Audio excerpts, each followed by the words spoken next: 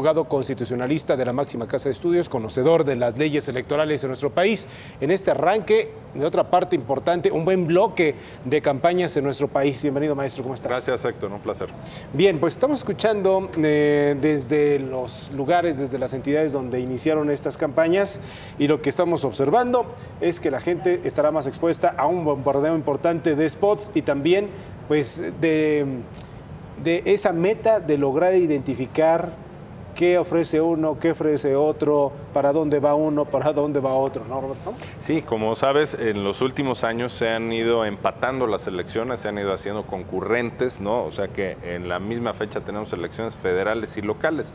Antes, hace 10 o 15 años, Héctor, las elecciones estaban salteadas, ¿no? Había elecciones federales, pues sí, cada 3 años, pero elecciones locales podía haber en el mes de febrero, en cierta entidad federativa, en abril, luego concurrentes también algunas, se hacían algunas en agosto, en noviembre, en fin, o sea, estaba distribuido el calendario electoral. Eso ha venido cambiando. Muchos en su momento señalamos que no es buena idea hacer concurrentes las elecciones porque es demasiada información para el elector. Es muy difícil tener una baraja de 6 o hasta 7 boletas electorales, distinguir cuáles son los candidatos para diputado local, para ayuntamientos, en fin. No es sencillo, pero en fin, es una decisión que se tomó.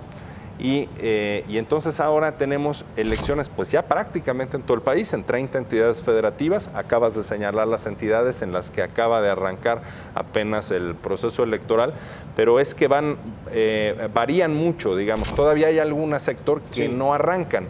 Elecciones de diputados y de ayuntamientos en ciertas entidades federativas. Hay unas que van a arrancar a mediados de mayo y unas a finales de mayo porque es un mes antes de la jornada electoral. Así es que no tenemos todavía en curso la totalidad de las campañas, pero sí ya una gran parte, y arrancamos en efecto, como dices, pues una etapa distinta en donde ya pues todas las elecciones de gobernador han iniciado, de las 9 que existen en este proceso electoral, y en fin, vamos a estar expuestos, ya veníamos expuestos a los spots a nivel nacional de los candidatos a la presidencia, pues ahora se suman los spots para entidades federativas, los distintos cargos de elección. Bien, lo que pareciera que tendríamos que estar preparados como ciudadanos y concentrarnos en 2 escenarios, o en 2 bloques, o en 2 pistas. Lo que ocurra si es que vivimos en una parte, bueno, cualquiera de los estados donde vamos a cambiar legisladores, presidentes municipales y el gobernador, y lo que pase en la presidencia de la República.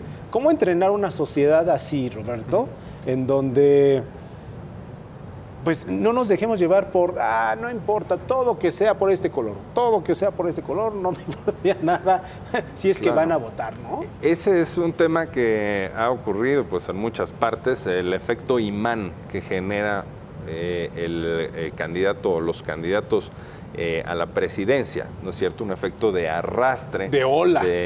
Exacto, de ola, y que se lleva consigo pues votos para cargos distintos de elección popular. Yo, por ejemplo, creo, Héctor, que para el PRI pues fue un error estratégico muy serio que en últimos años se fueran empatando las elecciones, que ahora las tenemos casi todas ya simultáneamente, pues justamente porque es el partido que tiene una mayor estructura y presencia en la República, en fin, toda una maquinaria, más militancia y tal.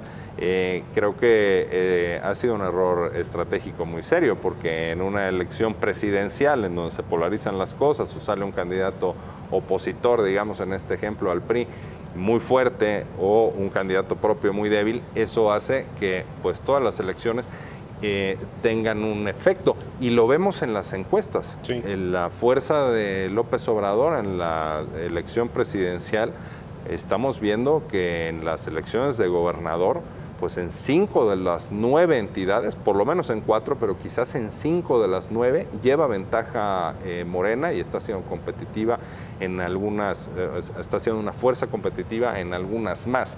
Entonces, sí, no es fácil. Me parece que la oferta política es demasiada cuando concurren las elecciones. Hay entidades, la Ciudad de México es una de ellas, en las que pues vamos a tener 6 boletas electorales.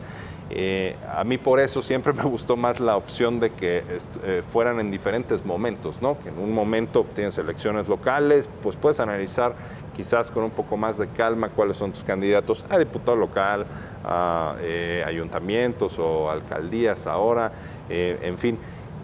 Pero ahora tenemos todo junto, entonces sí, implica un mayor esfuerzo para el elector, sin duda. Oye, Roberto, ¿qué hay de este spot? Y sobre todo porque Andrés Manuel lo ha utilizado esos tiempos para hacer un llamado, que van arriba en las preferencias, en las encuestas, y están haciendo un llamado, él concretamente, a sus seguidores, de votar por los candidatos a diputados y senadores en ese sentido, para tener un Congreso, no lo dice así, pero será un Congreso a modo. ¿Qué tan conveniente es que un presidente tenga un Congreso con sus integrantes afines políticamente al presidente? Sí, claro, pues le dan pues muchas más herramientas, o es más sencillo que desahogue su agenda de gobierno. O sea, un presidente normalmente en cualquier país pues llega y hace propuestas de reformas pues para empezar en la estructura de lo que llamamos administración pública, o sea, de su gobierno, los distintos puestos, secretarías de Estado, tal. Una reforma a la ley, en el caso de México, a la ley orgánica de la Administración Pública Federal, por ejemplo. Entonces, tener un Congreso con una fuerza importante, pues desde luego que facilita todas estas cuestiones. Y es lo que tiene seguramente en la mira López Obrador. ¿Lo ves viable? ¿Te gusta la idea? ¿Es benéfico para el país? ¿Es saludable para la democracia? Pues no necesariamente, porque el balance entre poderes pues tiene también un sentido. Lo que quiero decir es, no es más legítimo, digamos, un gobierno porque tenga, aparte en el poder legislativo, es un poder distinto, porque tenga una gran fuerza o una bancada muy numerosa, no necesariamente, pero claro, le va a facilitar esta cuestión si así sucediera. Yo lo veo en 2 vertientes, Héctor. Una es como estrategia, sí. Es decir, creo que López Obrador se siente con una ventaja muy grande. El enojo tiene candidato en México y es López Obrador. Se supo posicionar desde hace ya algún tiempo como el candidato que canaliza, digamos, esa emoción. Entonces ahora dice, pues también en el legislativo nos va a ser muy importante a quien crea en este proyecto, es decir, llamar a que los votos sean también para las otras boletas electorales, digamos. Pero por otro lado también es cierto que está en la legislación mexicana, está por un lado la campaña que pueden hacer los candidatos para el cargo al que están postulándose, pero el propio partido, o en este caso coaliciones, pueden también desplegar spots y propaganda para cargos distintos a la presidencia. Sin embargo, se ha montado también López Obrador a los spots que corresponden al nivel local. Aquí pues es también aumentar su presencia en medios más allá de lo que estrictamente corresponde a la presidencia de la República. Bien. A ese cargo. Roberto Duque, muchísimas gracias. El agradecido soy yo. De vuelta a la máxima casa de estudios a dar clase. Sí, vamos corriendo hasta aquí cerca.